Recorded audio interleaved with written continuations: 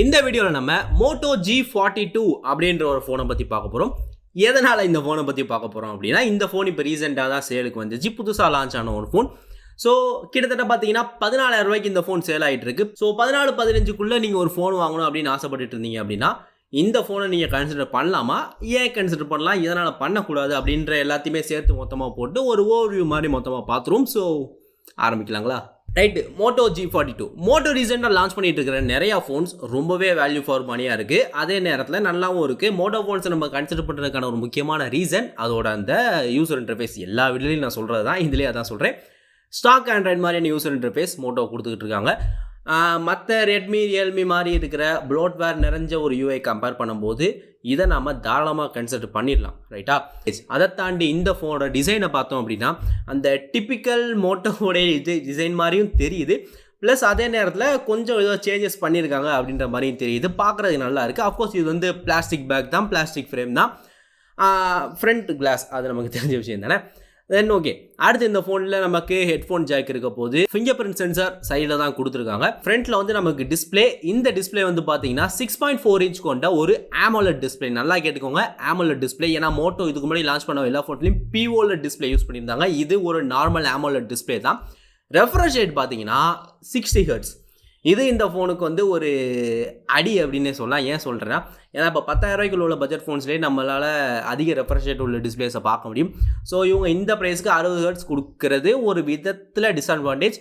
ஆனால் நீங்கள் ஒருவேளை ஆல்ரெடி யூஸ் பண்ணிட்டு இருக்கிற ஃபோன் 60 Hz இருக்குது, உங்களுக்கு இந்த அதிக ரெஃப்ரெஷ் ரேட் மேலாம் இன்ட்ரெஸ்ட் இல்லை அப்படின்னா நீங்கள் கண்டிப்பாக இந்த ஒரு விஷயத்தை நீங்கள் கன்சிடர் பண்ண தேவையில்லை. நீங்கள் உங்களுக்கு பிடிச்சிருந்தா வாங்கிக்கலாம். ஆனால் நீங்கள் ஆல்ரெடி யூஸ் பண்ணுற ஃபோனை ஒரு அதிக ரெஃப்ரெஷ் ரேட் பேனல் ப்ளஸ் அதே நேரத்தில் உங்களுக்கு அதிக ரெஃப்ரெஷ் ரேட் பண்ணி யூஸ் பண்ணணும்னு நினச்சிங்கன்னா கண்டிப்பாக இந்த ஃபோனை நீங்கள் இந்த ஒரு விஷயத்துக்காக வேணான்னு சொல்கிறதுக்கும் வாய்ப்பு இருக்குது. ஸோ அதே மைண்டில் வச்சுக்கோங்க. அடுத்து இது ஒரு AMOLED டிஸ்பிளே அப்படின்றனால கண்டிப்பாக கலர்ஸ் எல்லாமே ரொம்பவே கிறிஸ்ப் அண்ட் கிளியராக தான் இருக்க போகுது. தென் அடுத்து இந்த ஃபோனில் ரேம் ரோம் அப்படின்லாம் பார்த்தோம்னா இதில் ஃபோனில் ஒரே ஒரு வேரியன்ட் மட்டும் தான் இருக்குது. 4GB ரேம் 64GB வேரியன்ட் மட்டும் தான் இருக்குது. ஸோ 14,000 ரூபாய்க்கு 464 அப்படின்றது என்ன கேட்டிங்கன்னா 4 தாண்டி அதிகமாக கொடுத்துருக்கலாம் அப்படின்னு நான் சொல்லேன். பட் 4 போதுமானது அப்படின்னு சொன்னாலும் அதிகமாக இருந்திருந்தால் கொஞ்சம் நல்லது தான். ஏன்னா மல்டி டாஸ்கிங்க்கு அது கண்டிப்பாக யூஸ் ஆக போகுது. தென் இந்த ஃபோனை பவர் பண்ணுறது ஸ்னாப்ட்ராகனுடைய 680 ப்ராசஸர் தான் பவர் பண்ணுது. ஸோ இந்த பட்ஜெட்டில் எடுத்து பார்த்தீங்க அப்படின்னா எல்லா ஃபோன்லேயுமே இந்த 680 தான் இருக்க போகுது. ஸோ இதிலே அதே 680 தான். இதில் வந்து கண்டிப்பாக ஆஃப்கோர்ஸ் 4K சப்போர்ட் பண்ண போகிறது கிடையாது. நீங்கள் 1080 மேக்ஸ் வரைக்கும் வீடியோ எடுத்துக்கலாம். வீடியோஸ்னு வர்றப்ப கேமராஸ் வந்து இந்த ஃபோனில் 3 கேமரா கொடுத்துருக்காங்க. ப்ரைமரியாக நமக்கு ஒரு 50 MP சென்சார் கொடுத்துருக்காங்க. செகண்டரியாக ஒரு 13 MPக்கான ஒயிட் ஆங்கிள். தேர்ட் அஃப்கோர்ஸ் என்ன இருக்கு போது உங்களுக்கு தெரிஞ்சிருக்கும், 2 MPக்கான மேக்ரோ சென்சார். ஸோ அது 2 அப்படியே கணக்கில் விட்டுருங்க. இந்த 50 MP பிரைமரி சென்சார், அந்த 13 MPங்கிறது வந்து ஒரு ஸ்டாண்டர்டாக கிட்டத்தட்ட ஏகப்பட்ட ஃபோன்ஸில் உள்ள அதே மாதிரியான சென்சார் தான். ஸோ பெர்ஃபார்மன்ஸ் அப்படின்னு வர்றப்ப ஆவரேஜாக இருக்கும் அப்படின்னு நம்ம சொல்லலாம். தென் அப்புறம் ஃப்ரண்ட்டில் 16 MPக்கான ஒரு செல்ஃபி கேமரா. இதுவுமே அதுக்கேற்ற மாதிரி டீசெண்டான பெர்ஃபார்மன்ஸ் தான். தென் அடுத்து முக்கியமானது பேட்டரி இந்த ஃபோனில் வந்து பார்த்தீங்கன்னா 5000 mAh கொடுத்துருக்காங்க.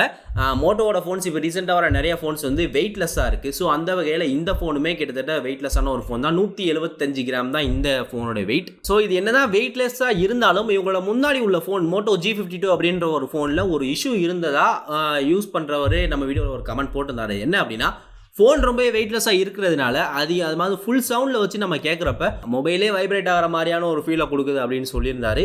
ஸோ ஒருவேளை அந்த இஷ்யூ அவருக்கு மட்டும் தான் இருக்கா, இல்லை இந்த G52 யூசர்ஸ் எல்லாத்துக்குமே இருக்கா, இல்லை வெயிட் கம்மியாக இருக்கிறதுனால எல்லா ஃபோன்ஸுக்குமே அது இருக்கா அப்படின்றது எனக்கு தெரியல. ஒருவேளை நீங்கள் மோட்டோ G52 இல்லை மோட்டோவோட இந்த வெயிட்லெஸ்ஸான ஃபோன்ஸ் எதுவும் யூஸ் பண்ணிட்டு இருந்தீங்க அப்படின்னா இந்த இஷ்யூ உங்களுக்கு இருக்கா அப்படின்னு கண்டிப்பாக கீழே கமெண்ட் பண்ணுங்கள். ஏன்னா பார்க்குறவங்களுக்கு வாங்க போகிறவங்களுக்கு கண்டிப்பாக யூஸ் ஆகும். கமெண்ட் பண்ணுங்கள். தென் 5000 mAh பேட்டரின்னு சொல்லியிருந்தேன். அதை பவர் பண்ணுறதுக்கு 20 வாட் ஃபாஸ்ட் சார்ஜிங் சப்போர்ட் இருக்குது. அது பாக்ஸ்லேயே இருக்குது. தென் அடுத்து இந்த ஃபோனில் ஸ்பீக்கர்ஸ் அப்படின்னு வந்தீங்கன்னா ஸ்டெரியோ ஸ்பீக்கர்ஸ் கொடுத்துருக்காங்க. அதுவுமே ஒரு அட்வான்டேஜ் தான். தென் அடுத்து சாஃப்ட்வேர் நான் முதல்ல சொன்ன மாதிரி இதில் அந்த மோட்டோவோட நியர் ஸ்டாக் எக்ஸ்பீரியன்ஸ் அந்த ஒரு யூசர் இன்டர்ஃபேஸ் தான் இருக்குது. Android 12ஓட இந்த ஃபோன் வருது. தென் அடுத்து மோட்டோக்குனே உரிய அந்த மோட்டோ கெஷர்ஸ் அதோடைய சப்போர்ட்டும் இதில் இருக்குது. அந்த சாப் இந்த மாதிரியான ஃபீச்சர்ஸும் இந்த ஃபோனில் இருக்குது. ஸோ இதுதான் இந்த மோட்டோ G42 அப்படின்னு சொல்லலாம்.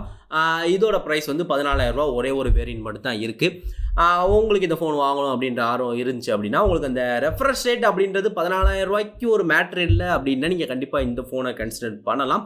பெர்ஃபார்மன்ஸ்னு வர்றப்ப உங்களுக்கு கண்டிப்பாக இதே ப்ராசரோட தான் மற்ற எல்லா ரேஞ்சும் இருக்க போது. இந்த ப்ராசர் வந்து பார்த்தீங்கன்னா கேமிங்கோட பெர்ஃபார்மன்ஸ் அந்த அளவுக்கு இருக்க போகிறது கிடையாது. ஆனால் பேட்டரி யூசேஜ் அப்படின்ற ஒரு விஷயத்தில் இந்த ப்ராசர் தரமாக பெர்ஃபார்ம் பண்ணும். ஆல்ரெடி இந்த ஸ்னாப்ட்ராகன் 680 பேட்டரியில் நல்லாவே பெர்ஃபார்ம் பண்ணும். அது மட்டும் இல்லாமல் இந்த ஃபோனில் 60 ஹெர்ட்ஸே இருக்கிறதுனால ஸோ பேட்டரி லைஃப் கண்டிப்பாக அதிகமாகவே வரும். ஸோ இதுதான் இந்த ஃபோனை பற்றின என்னுடைய தாட்ஸ். நீங்கள் இந்த ஃபோனை பற்றி என்ன நினைக்கிறீங்க அப்படின்னு கீழே கமெண்ட் பண்ணுங்கள். இதே மாதிரி இன்னும் சூப்பரான வீடியோவில் கூடிய சீக்கிரம் வந்து மீட் பண்ணுறேன். Until then, this is Arvi from Arvi Tech Tamil signing off.